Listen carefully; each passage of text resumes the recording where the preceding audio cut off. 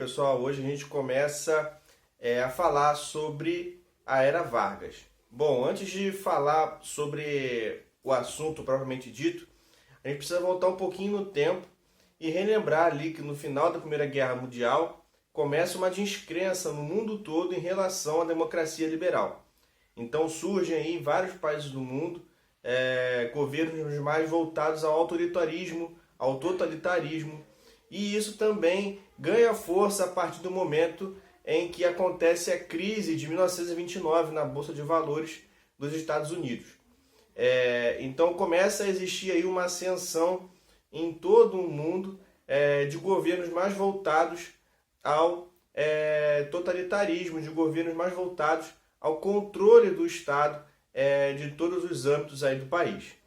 Levando isso em consideração, a gente entra agora no Brasil, relembrando que durante esse tempo o Brasil vivia a República Oligárquica, né? Que é conhecido como aquele período em que o governo transitava entre os indicados do Partido Mineiro e os indicados do Partido Paulista.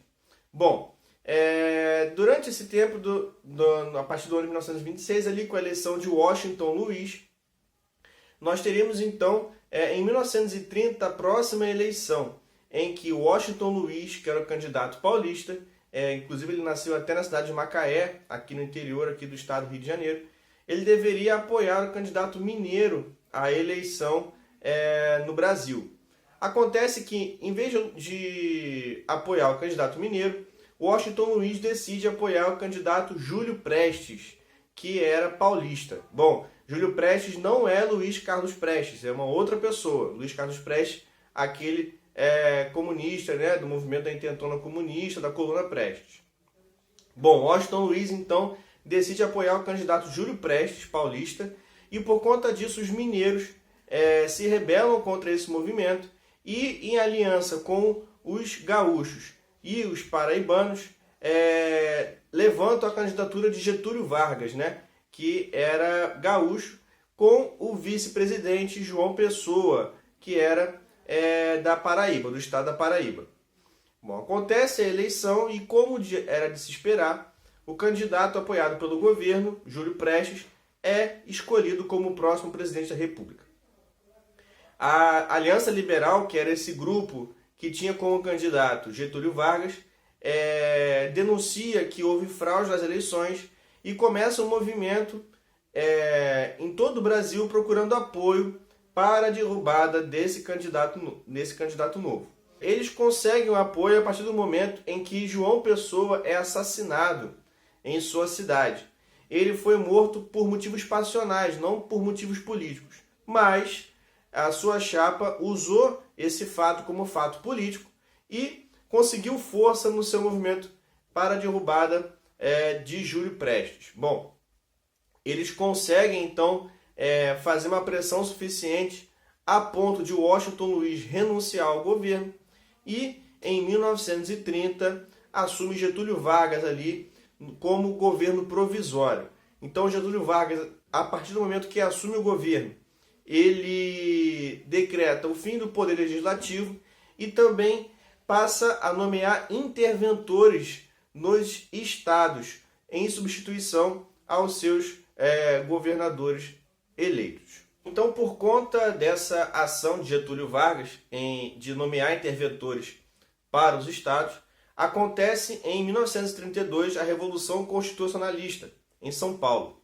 Essa revolução se dá por alguns motivos. O primeiro deles é que, por conta da crise de 29, o café, que era o principal produto de exportação paulista, começou a ter uma queda acentuada no seu preço, gerando crise tanto nos grandes produtores quanto nos camponeses que eram demitidos, né, dos seus empregos. Além disso, o Partido dos Democratas paulista, né, se sentiu traído por Getúlio Vargas, porque, por eles terem apoiado a eleição de Vargas, eles acreditavam que teriam alguém dentre os seus membros a ser nomeado como interventor no estado de São Paulo. Porém, quem Getúlio Vargas escolhe para ser o interventor no estado é João Alberto Lins de Barros, um comunista que era aliado a Getúlio Vargas. Isso gera um descontentamento nesse Partido Democrático de São Paulo, que passa a se aliar com uma antiga desavença, que é o Partido Republicano Paulista, aquele partido que participava da República Oligárquica.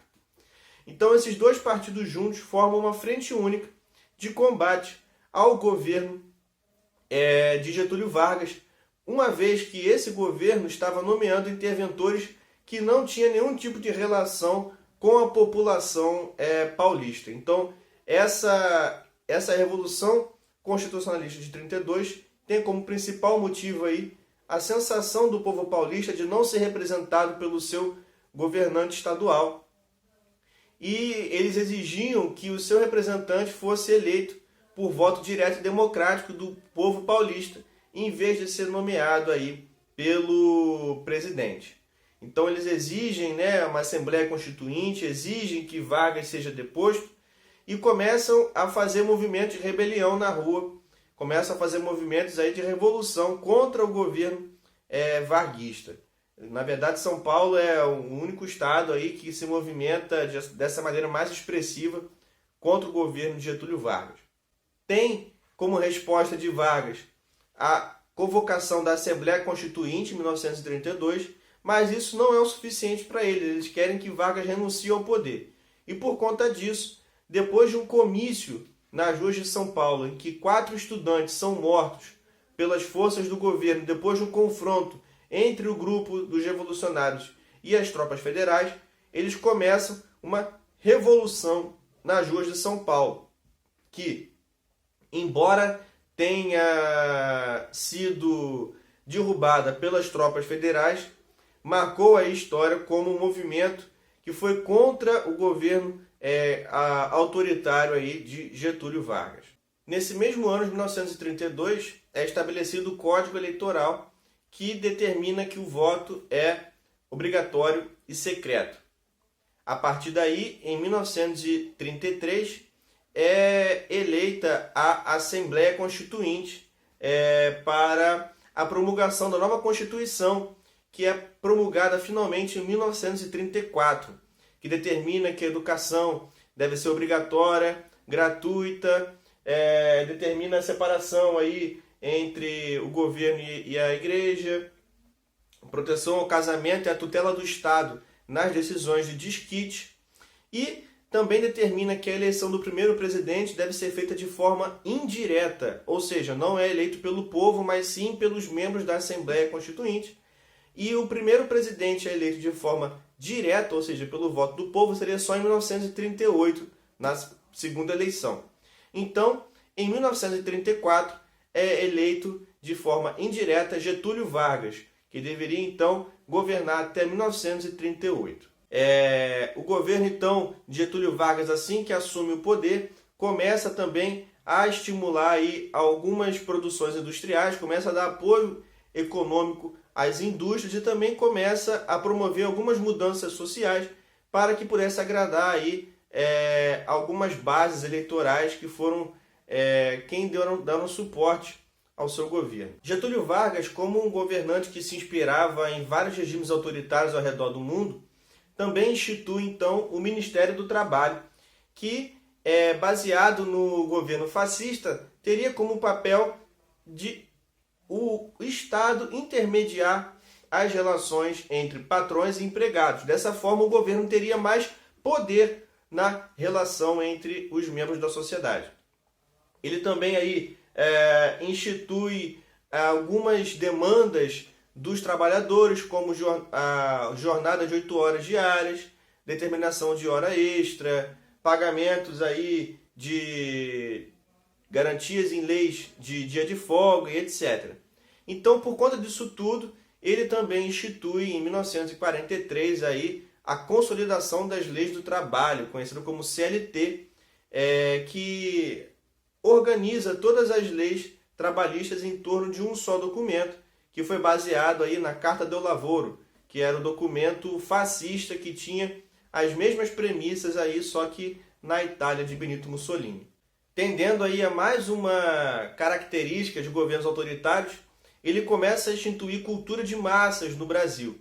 Então ele começa a estimular, antes de 1930 só tocava nas rádios música clássica, textos informativos e etc. A partir de 1930, com o governo de Vargas, ele começa a colocar jornais de notícias na rádio, ele começa a tocar músicas populares, e ele começa a fazer propagandas midiáticas, tanto do seu governo quanto permite propaganda de produtos. Com isso, ele começa a estimular uma propaganda positiva do seu governo, enquanto calava propagandas negativas.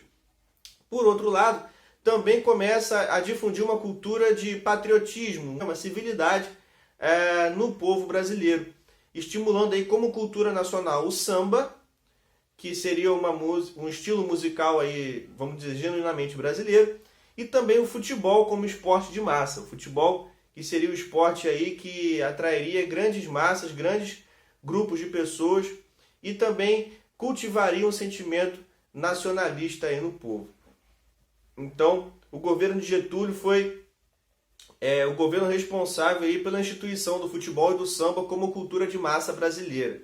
Ele também institui aí a criação das escolas de samba com o objetivo aí de organizar o carnaval de rua, bem como no samba ele procurava tirar aquela imagem de boêmio, aquela imagem de um sujeito carioca fora da lei, para institucionalizar uma imagem positiva do Brasil, tanto para o próprio povo quanto para o exterior. Isso também se dá por conta das relações aí do governo americano com os países latino-americanos, por conta da política da boa vizinhança, em que os Estados Unidos também traziam a sua cultura para o Brasil, e o Brasil traziam atores, políticos, fotógrafos, né? O Walt Disney esteve aqui no Brasil, e também o Brasil procurava exportar essa sua imagem para o exterior, até às vezes de maneira estereotipada, com a Carmen Miranda, né, que nós conhecemos, aquela mulher com as frutas na cabeça, cantora, que levava essa imagem do Brasil aí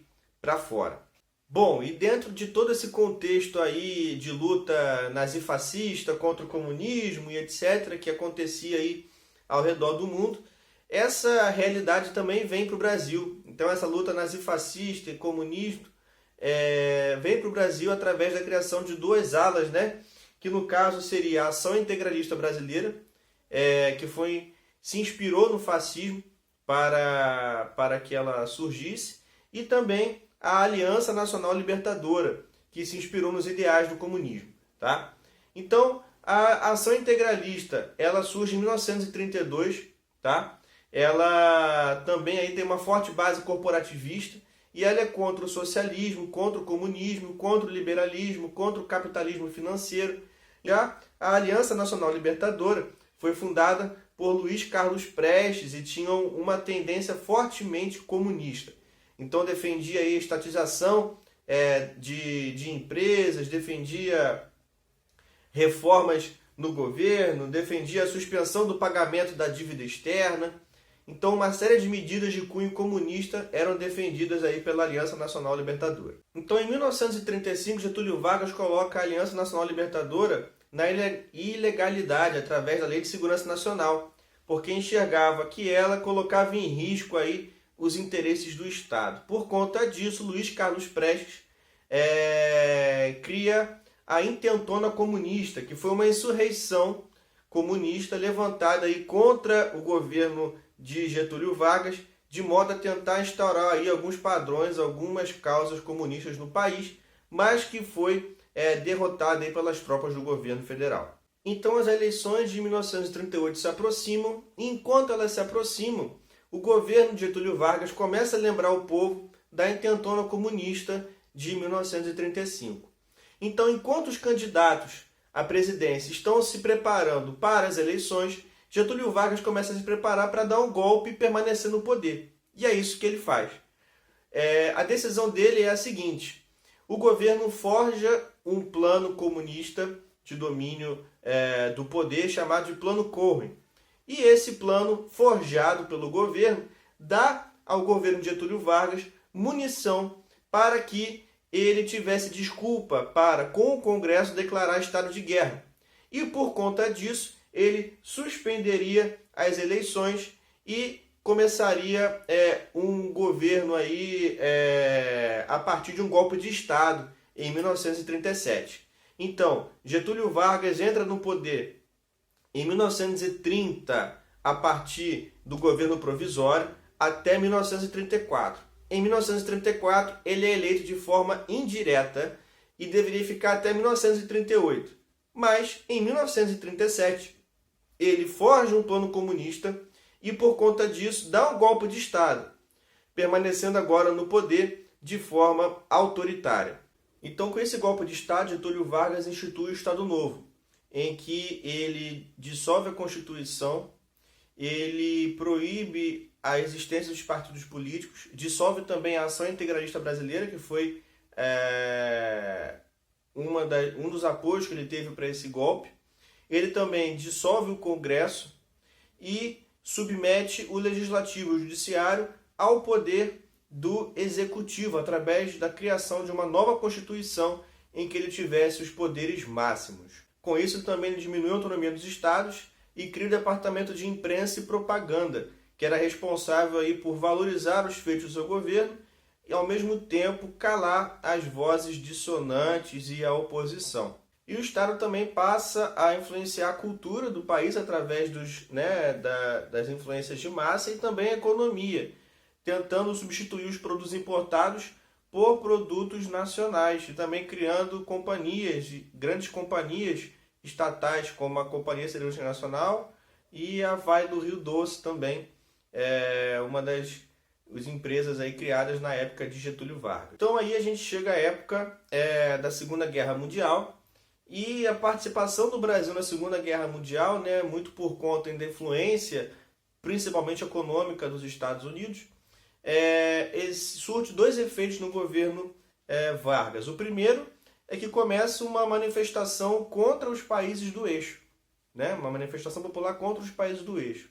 Segundo, que depois que acaba a Segunda Guerra Mundial, começa o movimento da oposição contra o governo de Getúlio, no sentido de que o Brasil luta ao lado de democracias livres na Segunda Guerra. Por outro lado, dentro do seu governo vive uma ditadura. Então, é uma contradição que precisa ser vencida. E, através disso, Getúlio Vargas sente essa pressão e convoca eleições aí em 1945. Então, embora Vargas tivesse demonstrado interesse em participar dessa eleição e permanecer no governo, após a nomeação do seu irmão como chefe da polícia do Distrito Federal, os militares obrigam Getúlio Vargas a renunciar ao governo, até porque foi o primeiro civil a comandar a polícia do Distrito Federal. E assume interinamente o cargo de presidente da República o ministro do STF, presidente do STF. Até que as eleições são convocadas e quem vence a eleição para presidente da República é Eurico Gaspar Dutra, que fazia parte de um partido que tinha aí certo apoio de Vargas e do Estado Novo, tinha uma relação aí amistosa aí com o governo. Então, Getúlio Vargas também aí, se aproveitando da legislação aí eleitoral, da Constituição, ele se candidata aos cargos de senador e deputado federal. Ele consegue ser eleito nos dois e, por conta disso, escolhe ser senador pelo estado do Rio Grande do Sul. Então, em 1945, tem fim os 15 anos de governo Getúlio Vargas, os primeiros 15 anos de governo Getúlio Vargas, com ele abandonando a presidência da República, renunciando, mas sendo eleito senador da República. Então, a gente resume aí esses primeiros 15 anos de governo de Getúlio Vargas dessa forma. São anos em que existem muitas situações diferentes, mas a gente tenta resumir tudo para dar aqui em uma aula explicativa. Eu espero que tenham entendido, que tenham gostado. Um abraço, tchau, tchau e até a próxima.